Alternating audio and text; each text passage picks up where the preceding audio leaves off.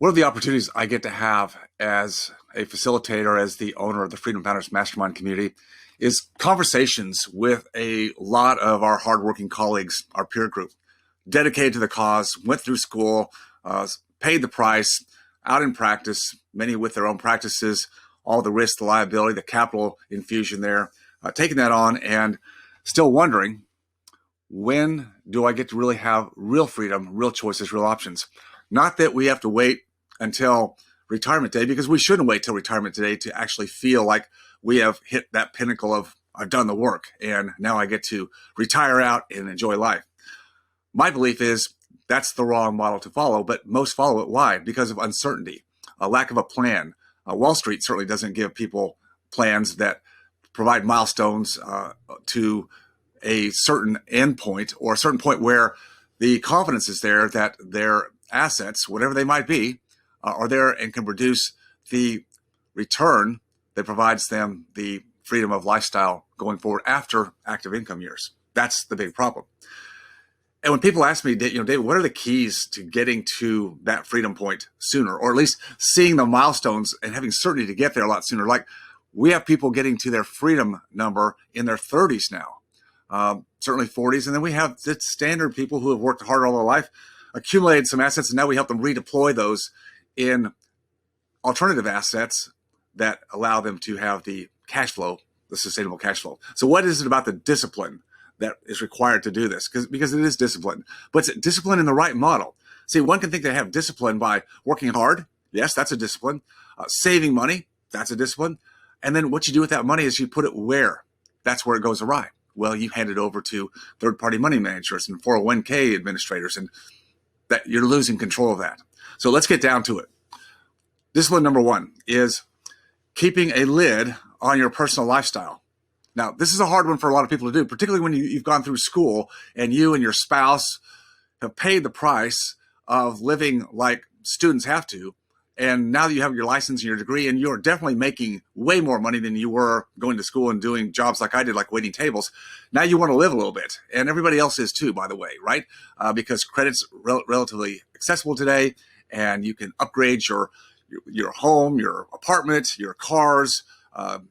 You can take vacations. There's a lot of desire to get that going, and to some extent, I understand that. I didn't do that when I got out of school.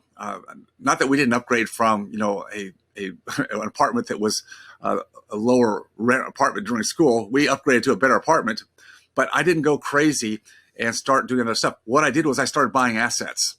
Yeah, right out of the gate. Well, actually, I had my first asset when I was in dental school with my dad. That was my first real asset that was producing not only cash flow that I didn't have to show up and go to work for every day, but also was building equity.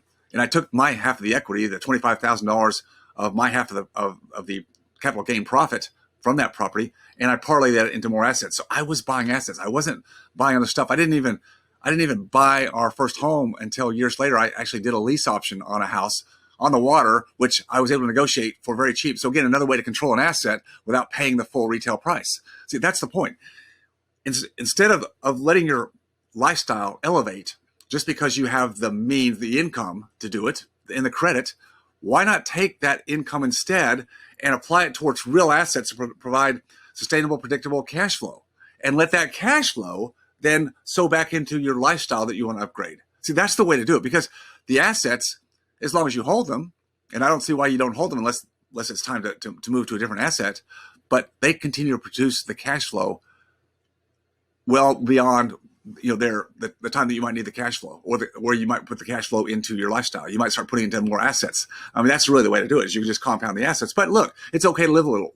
So again, personal lifestyle, don't let it ratchet up. Only let it ratchet up when you have the assets that are producing the cash flow to pay for that accelerated or increased up-leveled lifestyle. That's number one.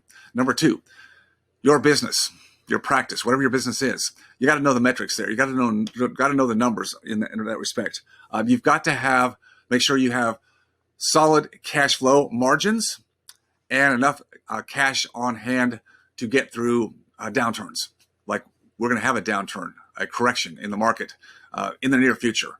Do you have enough liquidity in your business to sustain that? Are you perhaps in a mode where you're overexpanding right now? You're adding too much because right now the economy seems good and consumers have a lot of money in their pocket and they're out spending it because they were shut down and couldn't get out during the pandemic, the mandated shutdown, and now they're spending money. Look, that's going to come to a close. And then we have a correction on top of that. And where are you going to be? So in your business, you've got to have a business that can weather the storm. You've got to have the cash flow margins. Make sure your overhead is in check.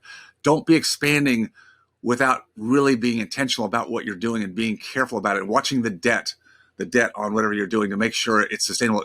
People think the debt's no big deal today because money's cheap, interest rates are low. That is a myth. It doesn't matter. You've got to be careful of the debt. So number 2 is you've got to keep your focus on your numbers and know the numbers of your practice that matter, that really make a difference. Not just a P&L a month or 2 later from your account. Wrong. You've got to have cash flow projections. You've got to be able to make decisions based on real numbers.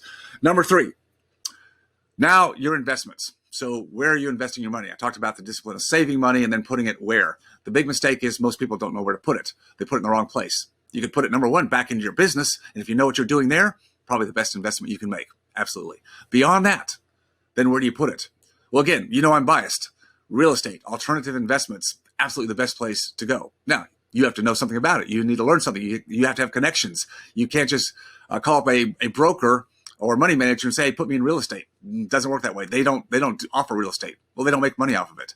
You have to be focused and educating yourself or getting with people that can help educate you as to how to make your money work as hard for you as you work for it. And that's where number 3, investment hedging, knowing how to hedge the markets in the right asset classes.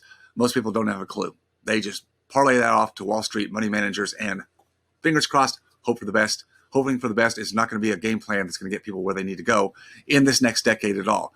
It's up to you to be focused on being your best financial advocate. It's up to you to take charge of the financial future for yourself and for your family and the legacy that you want to leave, whatever that is. I would say right now, you've got to govern yourself accordingly. Do not put your head in the sand and think it's all going to just pan out because you're a hard worker. That's only a step 1. The other steps of discipline are very, very important.